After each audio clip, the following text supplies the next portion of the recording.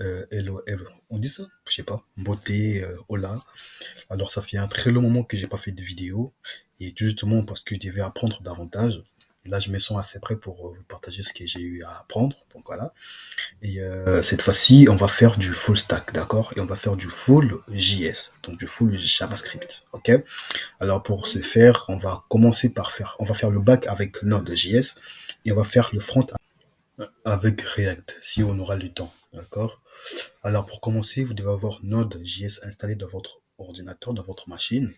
Alors pour avoir Node.js, vous devez vous rendre sur les sites nodejs.org. C'est là où vous allez trouver euh, le Node.js. Ok. Une fois le Node installé dans votre ordinateur, vous devez vérifier si le logiciel est réellement bien installé. Ok. Alors pour ce faire, c'est pas compliqué. Alors, vous vous rendez sur votre CMD ou votre Git Bash hein, ou votre PowerShell, peu importe, vous tapez node-v pour voir la version de votre node. Alors, si votre node est bien installé, vous allez bien voir la version de votre node. Alors, moi, ma version, c'est 16.3, hein, si je ne me trompe pas, 16.3, c'est la version de mon node. Ok. Alors, une fois installé, on va commencer le travail. D'accord? Go. Alors, je pense que vous avez tous installé Node. Je pense que vous avez Node maintenant dans votre ordinateur. Alors, on va commencer le travail. Alors, pour commencer, on va créer un dossier, d'accord? MKDir. Alors, déjà, pour commencer, moi, je travaille avec Visual Studio Code parce que après IntelliJ, je mets Visual Studio Code hein, parce que c'est intéressant et c'est riche aussi. Alors, pour commencer, on va créer un dossier. Alors, le dossier, euh, MKDir, hein, MKDir, on va l'appeler, je sais pas, on va mettre projet pour faire un peu, voilà, pour faire simple. Et on va accéder dans notre dossier projet. Donc là, on est dans notre dossier projet. Alors ce qu'on va faire, on va faire un code point. Pourquoi code point? Alors code point, c'est pour avoir juste un dossier ouvert dans le logiciel Visual Studio Code. Code point aussi pour dire que je veux ouvrir tout ce qui est dans le dossier projet. C'est comme dans SQL, hein, le point, ça veut dire l'ensemble. Ok. Point ou start. Ou étoile plutôt. Voilà. Étoile, start, c'est pareil. Go. Bon, là, on a notre fenêtre. Hein. On a notre fenêtre qui vient tout justement voilà, des s'ouvrir. Notre fenêtre projet. Ok. Donc voilà, là, c'est bien notre fenêtre avec les dossiers projet. Ok, le dossier qu'on veut créer. Alors pour commencer, on va initialiser Node. Ok. Pour initialiser Node, il faut faire un npm init. D'accord. Init. Ok. On va faire name projet par défaut version 1.0. Ok. Entry point. On peut mettre un serveur. On met un serveur.js. Hein, comme ça va créer un truc officiel. Par défaut.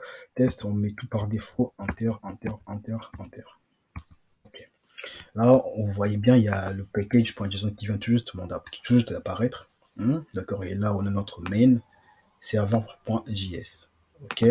Alors, on va essayer notre deuxième pote. Ok. Alors, le pote, il s'appelle Express. Ok. npm i express save. Là, on aura Express. Hein. On aura Express juste là. Ok. Go, go, go, go.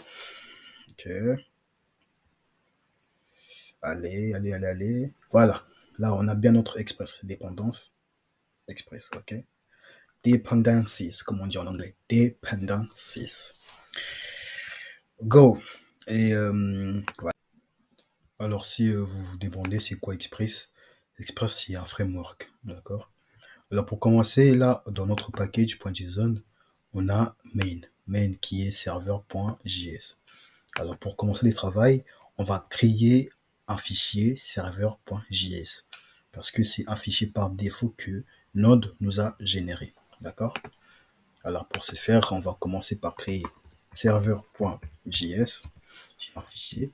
Et là, on peut commencer notre travail. D'accord. Alors pour commencer, on va créer une variable, hein, const serveur. Et dans cette variable, on va requérir Express qui est un framework qu'on vient tout justement d'installer. Okay. Et après, on va créer une deuxième variable, d'accord? Const, on va l'appeler app, hein, const app, et dans notre const app, on va mettre notre serveur, d'accord? Et après, on va construire un port, d'accord? Et notre port, on va donner 8000, hein, comme port, c'est plutôt bien. Après, qu'est-ce qu'on peut faire après? Alors, pour les variables, alors, euh, une variable, c'est comme une boîte où on peut mettre des informations, d'accord? Si vous avez bien compris. Alors, quand serveur, c'est comme on met Express dans une boîte. On met Express dans serveur. Donc, serveur, c'est une boîte. Donc, on prend Express, on le met dans serveur, d'accord?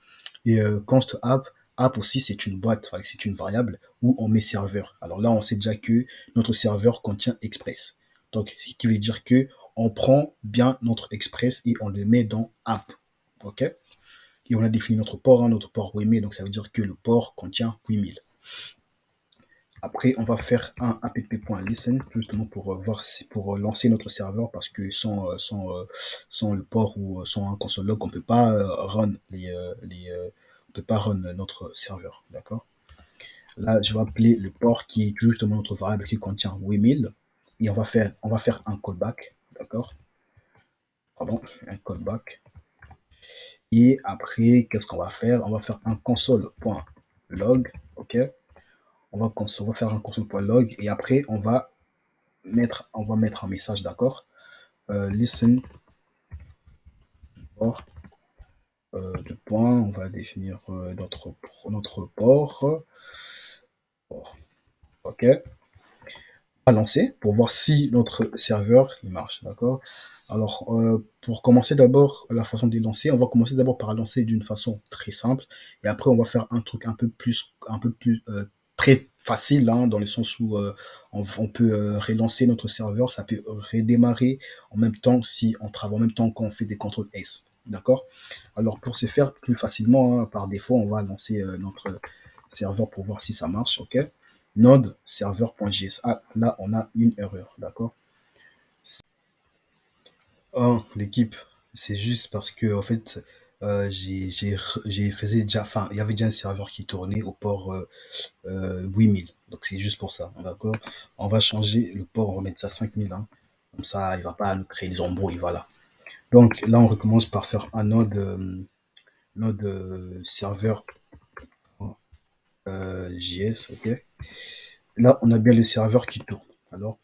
Sauf que en fait, là, il y aura un petit problème. Enfin, le problème, c'est que en fait, à chaque fois quand on va travailler, ici on fait des contrôles S ou si on save notre serveur, en fait, on doit encore redémarrer les serveurs. Et par contre, on va installer NodeMon. Alors, NodeMon, ça va justement nous permettre de retourner et de relancer notre serveur sans qu'on puisse redémarrer donc ça va le faire automatiquement, ok? Alors pour ce faire, qu'est-ce qu'on va faire? On va faire un npm install nodemon, d'accord? Ok, là, install nodemon. Ok, là c'est bon, on a notre nodemon. Si on part dans notre dependencies, on voit bien il y a nodemon, ok? Nodemon version 2, voilà. Alors, qu'est-ce qu'on va faire? On va bien écrire notre script, hein, parce que c'est notre script qui va nous permettre de lancer et relancer les serveurs automatiquement. On va ajouter notre start, ok? Start, on ajoute nodemon, et puis on met serveur.js, ok?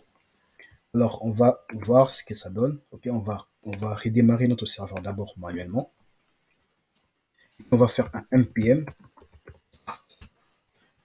d'accord?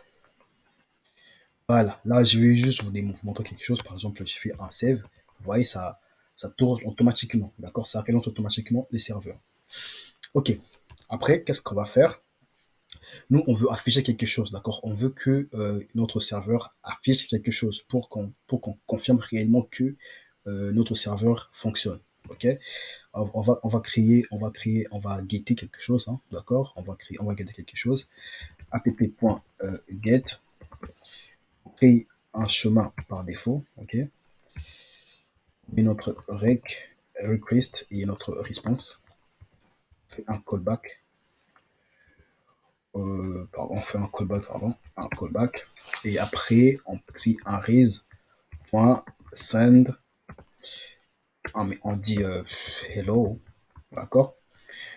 Là, on va maintenant voir si notre serveur marche pour de vrai. Ok? On va voir si vraiment notre serveur renvoie des informations pour de vrai. Alors, rendez-vous. Là, on est sur Chrome, hein. Alors, qu'est-ce on va taper? On va taper localhost 5000. D'accord. 5000. 5000. Là, on voit bien notre hello. Donc, ça veut dire que notre serveur fonctionne. Donc, voilà, merci beaucoup et j'espère que la vidéo vous a plu. Hmm. On va faire vraiment plus de vidéos, hein. On va faire plus de vidéos pour avoir plus de connaissances et des compétences, hein. C'est très important, hein. Faut se ressourcer, hein. C'est important, voilà. Donc, abonnez-vous et le reste, c'est à suivre. Tokos.